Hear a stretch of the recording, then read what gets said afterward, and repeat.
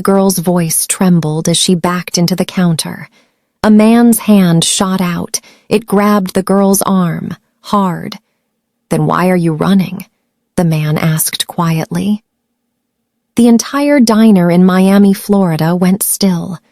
A woman near the window lowered her eyes to her plate. A man who had half stood up slowly sat back down. No one wanted trouble. No one ever does. The girl tried to pull away. The grip tightened. "You think we won't find her?" the man whispered. That was when the girl broke. "Please don't hurt my mom." The diner went silent. Rebecca felt something shift in that moment, because sometimes a single choice can change everything. And if stories like this move you, take a moment to subscribe, because some stories remind us who we really are. Silence filled the diner, heavy, uncomfortable. No one moved, except one person, the waitress. Her hands shook, but she stepped forward anyway. "Let her go." Her voice was soft, not strong but enough. The man turned toward her slowly and smiled. Not kind, not warm, something colder. "You don't understand what you're stepping into." Outside, across the street, a black car sat quietly in the dark streets of Miami. The engine hummed low, the windows were tinted, watching. Inside the car, a man who rarely interfered leaned forward slightly. Something about this moment felt wrong, and if he decided to move, someone in that diner might not walk out the same. But the truth is, this story did not begin that night. Miami at night never really slept. It only grew quiet enough for bad things to move unnoticed. The street outside the diner looked empty. A flickering neon sign buzzed above the entrance. Warm ocean air drifted along the sidewalk. Somewhere far away, a police siren echoed through the city. Most people ignored sounds like that. They had learned to. Across the street, the black car remained perfectly still. It did not belong to this neighborhood. It was too clean, too precise, too intentional. Inside the back seat sat a man. He did not fidget. He did not check his phone. He did not even glance around. He simply watched the diner across the street. People in Miami knew better than to say his name out loud, not because they did not know it, but because names like his carried consequences. He was not the kind of man who chased problems. He ended them, cleanly, quietly, and tonight, he had no reason to act. Inside the diner, Rebecca Doyle wiped the same table again and again. It was already clean, but her hands needed something to do. The late shift always felt longer than it really was. Too quiet, too slow, too much room for thoughts she tried not to entertain. Bills lined up in her mind like a list she could never finish. Rent was due soon. The electricity bill waited unopened at home. Groceries had been stretched thinner than she wanted to admit. Life did not pause for anyone. It did not care. It just kept moving forward. Rebecca adjusted her apron and glanced at the clock. 11:42 p.m., almost done. Just get through the night. That was always the goal, not getting ahead, not winning, just making it through. Some nights, getting through was the only thing that mattered. Rebecca moved behind the counter and picked up the coffee pot. My two regular customers sat near the window talking quietly. A truck driver leaned back in his booth staring into his cup. Everything felt normal, safe, predictable, the kind of calm people trusted, the kind that never lasted. Across the street, the man in the car had still not moved, but his attention sharpened. He was not scanning the street. He was not searching for danger. He was simply focused, as if something inside that diner had already been decided. Suddenly, the door burst open. The bell rang loud and sharp. Rebecca looked up immediately. A little girl stood in the doorway, small, thin, breathing hard like she had been running for a long time. Her clothes were dirty, her hands trembled, but her eyes stopped everyone cold, wide, afraid, always checking behind her, like whatever chased her might still be close. She stepped inside slowly, then turned her head toward the door again, listening, waiting. Rebecca felt it immediately. Something was wrong. "Hey," she said gently as she walked toward her. "You okay?" The girl flinched slightly. Not much, just enough to show it had happened before. She tried to speak, then stopped. Her lips pressed together. She shook her head slowly. Rebecca lowered herself a little to meet her eyes. "You hungry?" No response. "You can sit for a bit," she said softly. "It's okay." Still nothing. The truck driver glanced over, then quickly looked away again. The couple by the window whispered to each other. No one stepped in. That was how people survived. They stayed out of things that were not theirs. Outside, a car passed slowly along the Miami street. Too slowly. It circled the block. Inside the black car, the man's eyes followed it. He did not move his head. He did not need to. Back inside the diner, the girl finally spoke. "They said, if I talk..." She swallowed hard. "My mom won't wake up again." The words landed heavily in the room. Rebecca froze. This was not a child who had simply gotten lost. This was something else, something dangerous. Her heart began to race. This was the kind of situation people avoided, the kind that followed you home, the kind that could change your life forever. She knew that. She had learned that lesson before. But she looked at the girl again, at the fear she could not hide, at how small she seemed in a world that had already turned against her. And something inside Rebecca refused to look away. "You're safe here," she said quietly, and moments like this remind us something important. Kindness still matters, even in dangerous places. If you believe that too, you're in the right place. The words slipped out before she could stop them. The girl looked at her, and for the first time, something changed in her eyes. Hope, small, fragile, but real. Outside, the man in the black car leaned forward slightly. That moment was not supposed to happen. People like Rebecca usually looked away. They stayed safe. They did not step into things like this. Inside the diner, Rebecca moved quickly. "Come on," she whispered. She guided the girl behind the counter. Out of sight. Hidden. Her hands trembled, but she did not stop. The bell above the door rang again. The air inside the diner changed instantly. Two men walked in, calm, controlled, well-dressed in a way that did not match the street. Their eyes moved across the room carefully. They were not guessing. They were searching. Rebecca felt her stomach drop. Across the street, the man in the car leaned forward fully now, watching, waiting. Inside the diner, one of the men spoke. "Evening." No one answered. Their footsteps were slow, measured. They moved table by table, closer, closer. Rebecca stepped in front of the counter, blocking the view behind her. Her body moved before fear could stop it. Behind her, the little girl held her breath. One of the men stopped directly in front of Rebecca. His eyes locked onto hers. Cold, certain. "You're hiding something." Rebecca's throat tightened. Her heart pounded so loudly it felt like everyone could hear it. Every instinct told her to step aside, to survive, to stay out of it. But she did not move.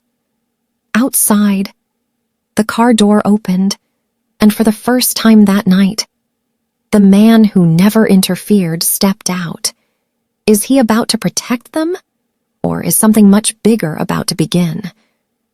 The warm night air outside brushed against the silence as the car door closed behind him. He did not rush. He never rushed.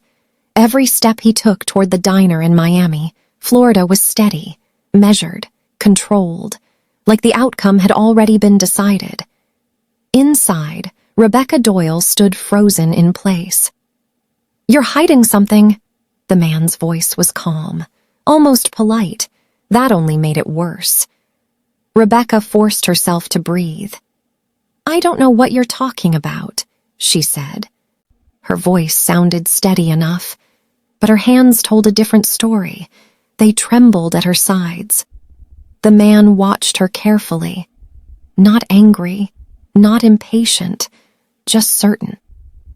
Behind the counter, the little girl pressed herself lower, trying to disappear into the shadows.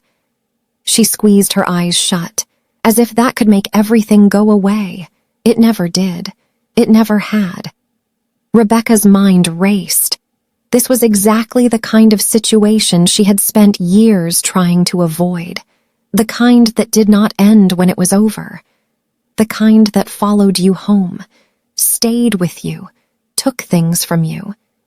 She had learned that lesson once, the hard way. It had happened years ago, a different job, a different night, but the same feeling. A woman had come in scared and begging for help. Rebecca had helped her. She had called someone. Why, she had gotten involved. At the time, it had felt right. It had felt like the only thing to do. 2 days later, Rebecca's apartment had been broken into. Nothing had been taken, nothing obvious, but things had been moved, just enough to let her know, just enough to send a message. Stay out of things that are not yours. She never saw the woman again. She never asked what happened, because she already knew. And ever since that night, Rebecca had made a choice. Keep your head down, do your job, stay out of trouble, survive. That was enough. That had to be enough. But now, she was standing between danger and a child who had no one else. And somehow, walking away did not feel like survival anymore. It felt like something worse. "I think you do," the man said softly. He took one step closer. Rebecca did not move, or could not move.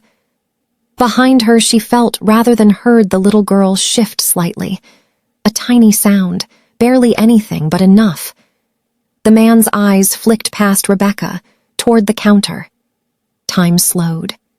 Outside, the man from the black car reached the sidewalk. He paused for just a second. His eyes lifted toward the diner windows, watching, measuring. Inside, the second man moved without saying a word.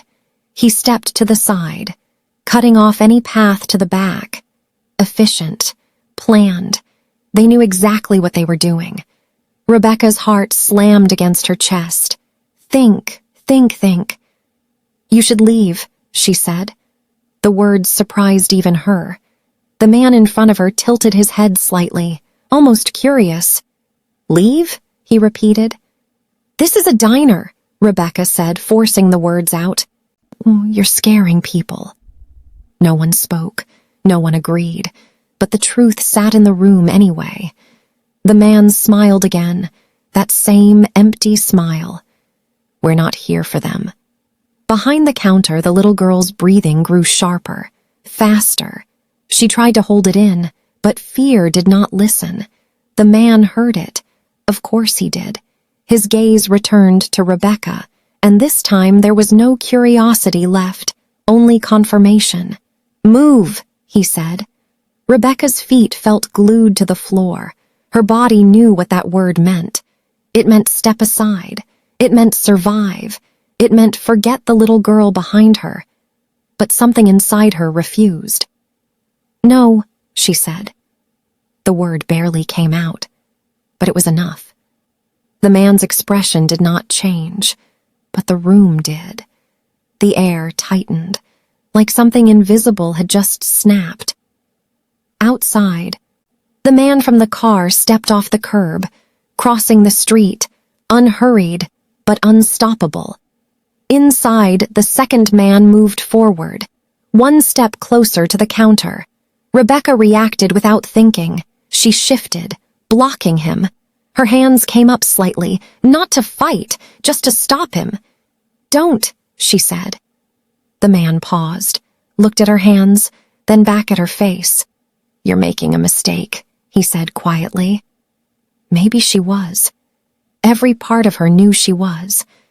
But it was too late now. Behind her, the little girl's hand found the edge of Rebecca's apron. She held onto it tightly, like it was the only thing keeping her there. That small touch changed everything. Rebecca felt it. And suddenly, this was not about fear anymore. It was about her. Outside, the man from the car reached the diner door. He did not open it. Not yet. But inside, the first man exhaled slowly, like he had run out of patience. "Last chance," he said. Rebecca swallowed. Her throat felt dry. Her heart would not slow down. "No," she said again. This time, her voice was steadier. The man stared at her for a long moment. Then he nodded slightly, as if accepting something. "All right," he said. And then he stepped forward. Everything happened at once. Rebecca tried to hold her ground, tried to push back, but she was not strong enough. The man grabbed her arm and pulled her aside, not violently, but firmly, like she weighed nothing. "Please!" she shouted. Behind the counter, the little girl scrambled back, panic taking over. The second man reached forward, and then the diner door opened. The sound was soft, but it cut through everything. All movement stopped. Both men turned. Rebecca froze. Even the little girl went silent, because something had changed. The man from the black car stepped inside. He did not raise his voice, did not rush, did not show anger. But the air shifted around him. The two men straightened immediately. Their posture changed. Their confidence cracked. Recognition, fear, real fear. Rebecca felt it before she understood it. The man walked forward slowly. His eyes moved once across the room, taking everything in. Rebecca, the two men, the hidden little girl. Nothing escaped him. He stopped a few steps away. Silence filled the diner again, but this time it felt different, heavier, controlled. One of the men spoke first. His voice was no longer calm. "Sir, we didn't know." The man raised his hand slightly, and the words stopped. Just like that. No shouting, no threat, no explanation, just silence. Then he spoke. One word. "Leave!" It was not loud. It did not need to be. The message was clear. This was not a request. The two men hesitated, just for a second. That was all it took. The man's gaze sharpened, not angry, just final, and that was enough. They stepped back. One of them glanced at Rebecca, then toward the counter, then back at the man. Decision made. They turned, walked to the door, opened it, and left. Just like that. The diner fell silent again. Rebecca stood there breathing hard, trying to understand what had just happened. Behind her, the little girl slowly stood up, still holding onto the counter, still shaking. The man who had just entered said nothing. He turned slightly, as if to leave, then paused. For just a moment, his eyes met Rebecca's. No words, but something passed between them. Understanding, recognition. A line had been crossed, and neither of them could undo it. Outside, the night waited, and somewhere in the distance, trouble was already beginning to move. Who is the man that even dangerous people fear? And what will it cost Rebecca for stepping into his world? The girl who won't stay silent. The diner in Miami, Florida stayed quiet even after the door shut behind the two men. No one spoke. No one moved. It was the kind of silence that did not feel peaceful. It felt heavy, like something was still sitting in the room even though the danger had already walked out. Rebecca's hands were still shaking. She pressed them against the counter, trying to make them stop. Behind her, the little girl slowly stood up. Her fingers gripped the edge of the counter, like she needed it just to stay steady. She looked toward the door, then back at Rebecca. "Are they gone?" she asked. Her voice was small, careful, like if she said it too loudly they might hear her and come back. Rebecca swallowed. "Yeah," she said, "they're gone." But even as she said it, she did not fully believe it. Something about all of this felt unfinished, like it was only the beginning. The other people in the diner did not stay long. The couple by the window left first. They kept their heads down as they walked out, like they had not seen anything at all. The truck driver followed right after them. He dropped some cash on the table and did not wait for change. No one wanted to be part of this. That was how it worked. People saw trouble and walked away from it. Within minutes, the diner was empty. Just Rebecca, the little girl, and the kind of silence that comes after something goes wrong. Rebecca let out a slow breath and turned to her. "You okay?" she asked. The little girl nodded quickly, too quickly. "I'm fine," she said, but her hands were still shaking. Her eyes kept moving around the room. Door, window, back to the door. Rebecca noticed. Fear like that did not just disappear. It stayed with you. It lived inside your body. She crouched down in front of her again. "Hey," she said softly, "you don't have to pretend with me." The little girl hesitated, her lips pressed together. Then she shook her head. "I'm not pretending." Rebecca gave a small nod. "All right," she said gently. "We'll just take it one step at a time." She stood up, grabbed a glass, and filled it with water. She placed it in front of the little girl. "Drink this." The little girl took it with both hands. At first, she sipped slowly, then faster, like her body had suddenly remembered how thirsty she was. Outside, the black car was still there, parked in the same spot on the Miami street, engine low, waiting. Inside it, the man sat quietly again. But this time he was not just watching, he was thinking. Back in the diner, Rebecca leaned against the counter. Her thoughts would not slow down. Before, she had just wanted to avoid trouble. Now she was already in it, and she did not know how deep it went. "Do you know those men?" Rebecca asked carefully. The little girl froze. The glass stopped halfway to her mouth. For a moment, she said nothing. Then slowly, she nodded. Rebecca felt something tighten in her chest.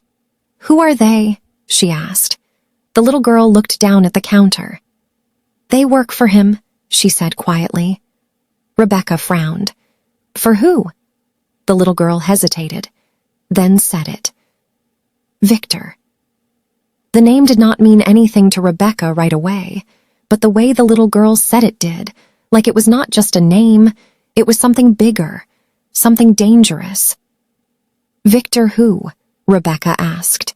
The little girl shook her head fast. "I'm not supposed to say." Rebecca nodded. "That's okay," she said.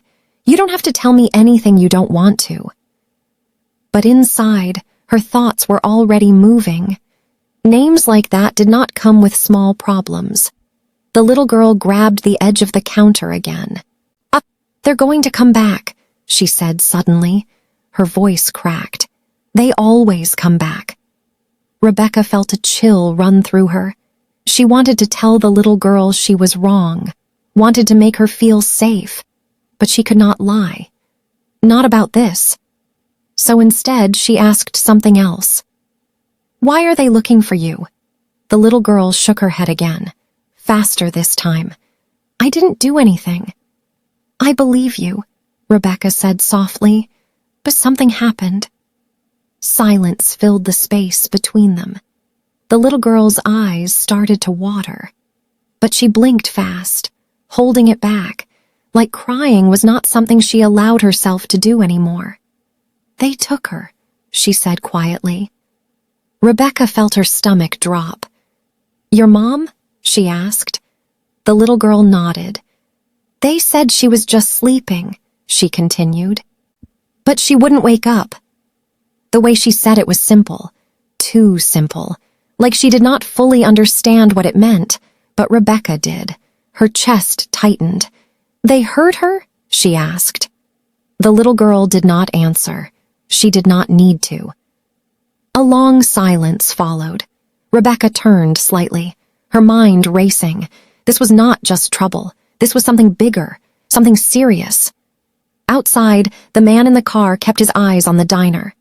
Still, patient. Inside, Rebecca made a choice. She did not feel ready, but she did not have a choice anymore.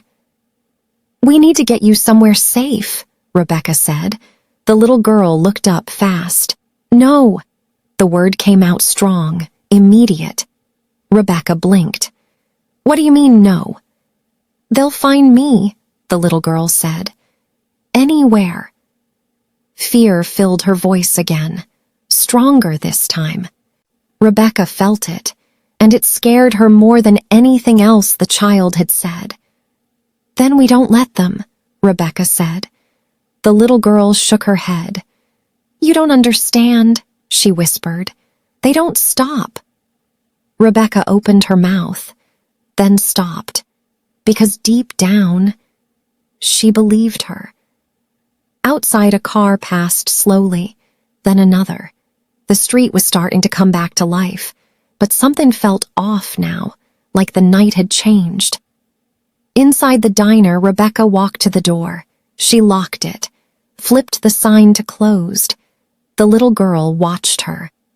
What are you doing? She asked. Buying us time, Rebecca said. She pulled the blinds down halfway, blocking the view from outside. Her heart was still racing, but her movements were steady now, focused.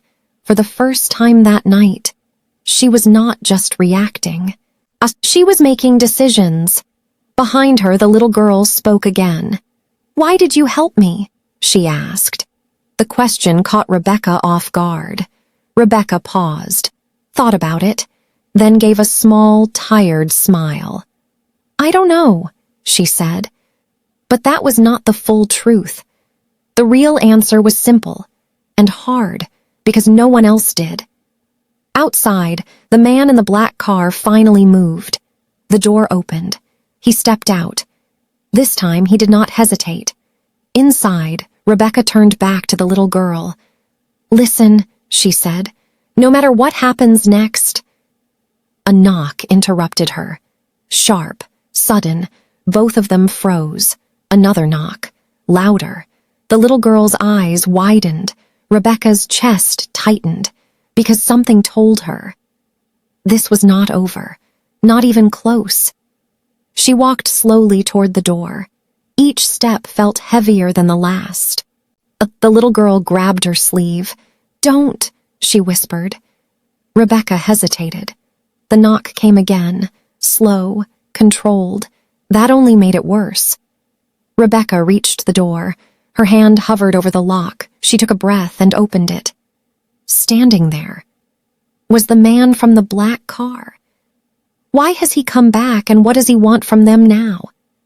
Rebecca didn't open the door all the way, just enough to see him clearly. The man from the car stood there like he was not in a hurry, like time moved differently for him. Up close there was nothing loud about him, no anger, no tension, nothing that said danger in an obvious way, and somehow that made him more unsettling. Rebecca kept her hand on the door, not pushing it shut, but not welcoming him in either. For a moment, neither of them spoke. Behind her, the little girl stood still, too still, watching everything. You shouldn't be opening the door like that tonight, the man said. His voice was calm. Even. Not cold, but not friendly either. Rebecca tightened her grip slightly. I could say the same thing about you, she replied. Her voice was not perfect, but she did not look away. Something shifted in his expression. Not surprise, not irritation, more like interest. His eyes moved past her for just a second, quick, sharp. He already knew. You're hiding her, he said. Not a question. Rebecca did not answer. There was no point. Behind her, the little girl's fingers curled tighter into her sleeve. The man looked back at Rebecca. You don't understand what you've stepped into. Rebecca let out a slow breath. I didn't before, she said. But I think I do now. There was a pause. Not awkward, just quiet, like something was being weighed. Outside, the street in Miami, Florida looked empty, but it did not feel that way anymore. The man gave a small nod, almost to himself. They'll come back, he said. I know, Rebecca answered. They won't knock next time. Her throat felt tight. I figured. Another pause. You should leave, he said. Rebecca frowned slightly. What? Take the girl and go, he said. Now. Rebecca shook her head. It's not that simple. It is, he replied. No, she said. They'll find her. She already told me that. The man studied her quietly. Not judging, just listening. And you believe her, he said. Yes. Then you understand enough. Rebecca's grip on the door stayed firm. I understand that walking away won't fix anything. Silence again. Behind her, the little girl spoke up. Are you one of them? The question hung there. The man's eyes shifted toward her. For the first time, he looked directly at the little girl. No, he said. The little girl did not look convinced. Then why were you watching? She asked. Rebecca glanced back at her, then forward again. The man did not answer right away. I watch things, he said finally.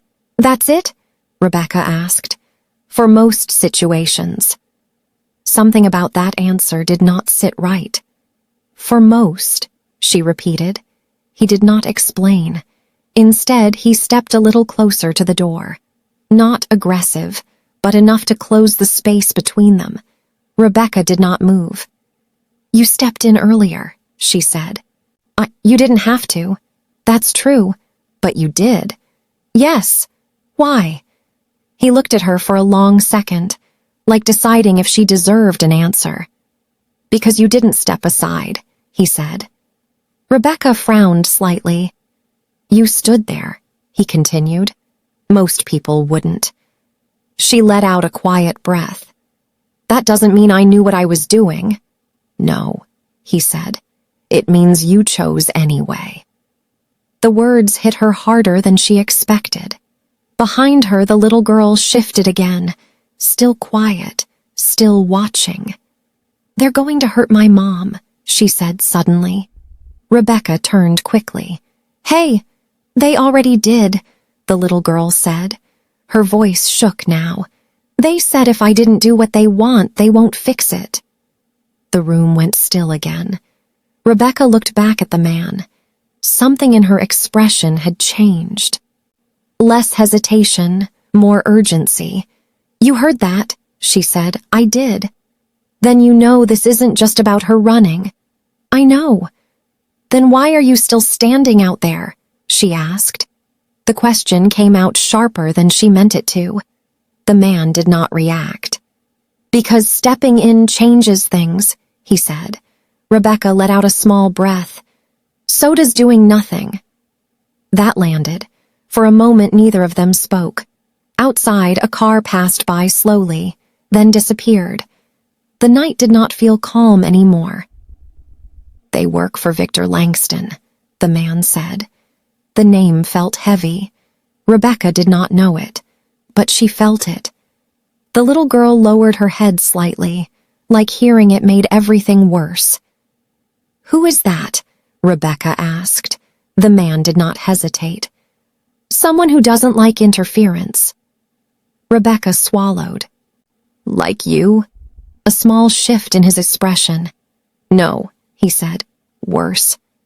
That did not make her feel better. "What do they want from her?" she asked. The man looked briefly toward the little girl, then back at Rebecca. "Control," he said. Rebecca frowned. "For what?" "That's the problem," he said. Silence settled again. Rebecca looked at the little girl, then back at the man. "What happens now?" she asked. He did not answer right away. Instead, he stepped forward, crossing the doorway, entering the diner. The door closed behind him. The room felt different immediately. The little girl tensed behind Rebecca.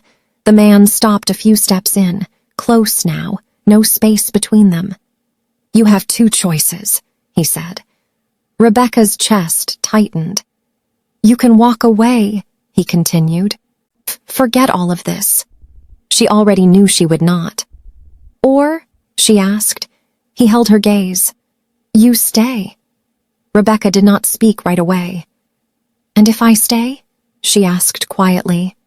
"Then this becomes your problem," he said. The little girl's hand tightened on her sleeve again. Rebecca looked down at it, then back up.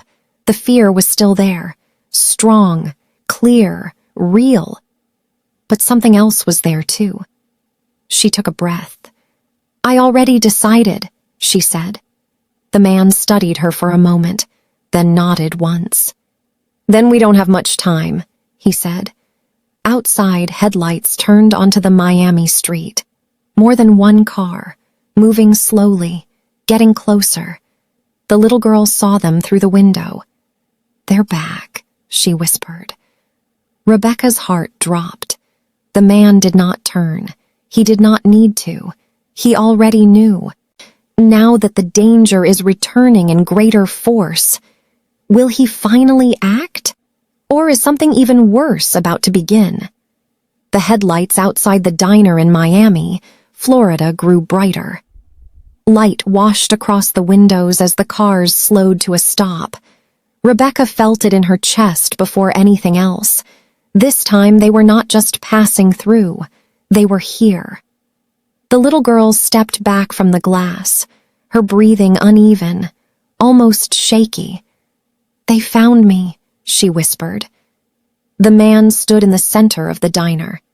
Still, focused, not tense, not rushed, just ready.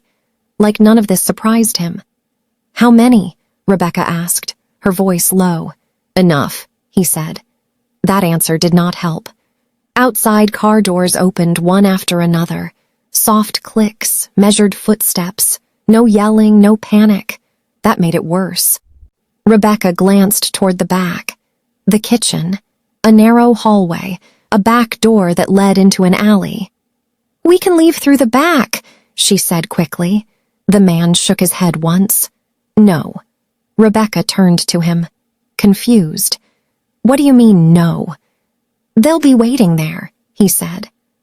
The little girl's breathing picked up. "We can't stay here," she said, her voice cracking. Rebecca turned to her right away. "Hey, look at me," she said gently.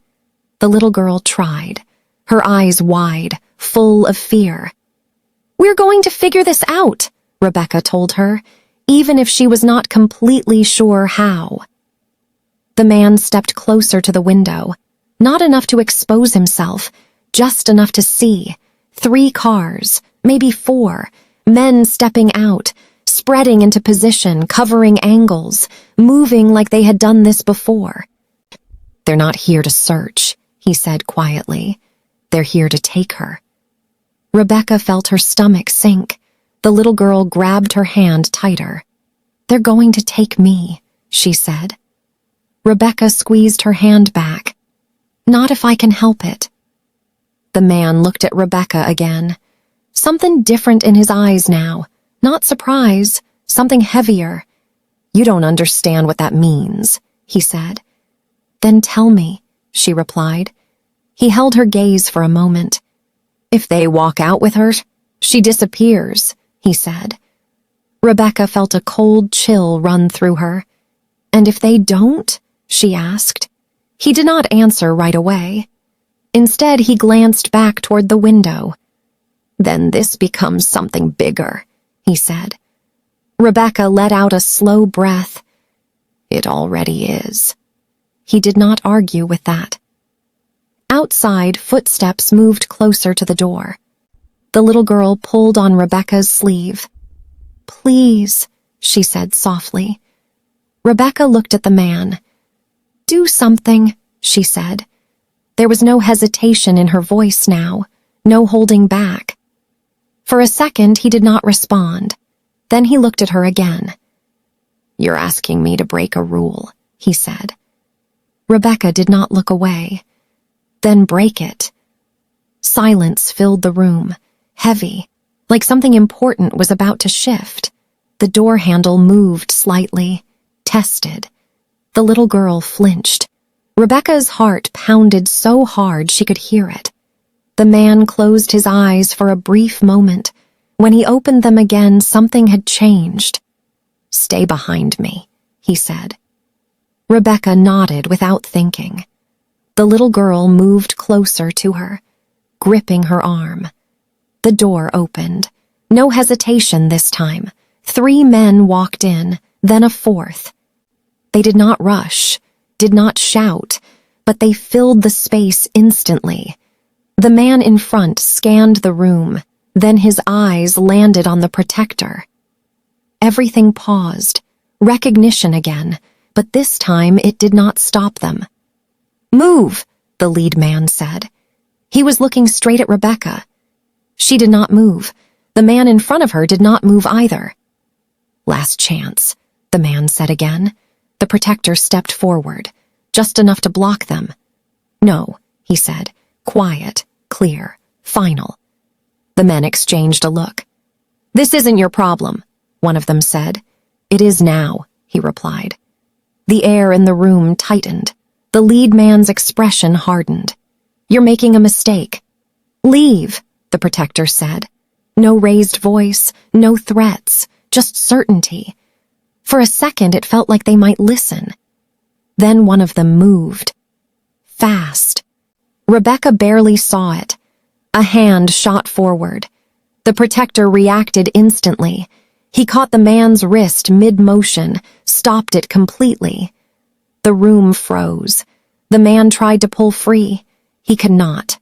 The protector did not strain, did not look tense. He simply held him there, like it took no effort at all. Don't, he said. That was enough to understand. The other men shifted. Then everything broke at once. Another man lunged forward. The protector moved slightly, redirecting him. The man stumbled hard into a table. A second one came from the side.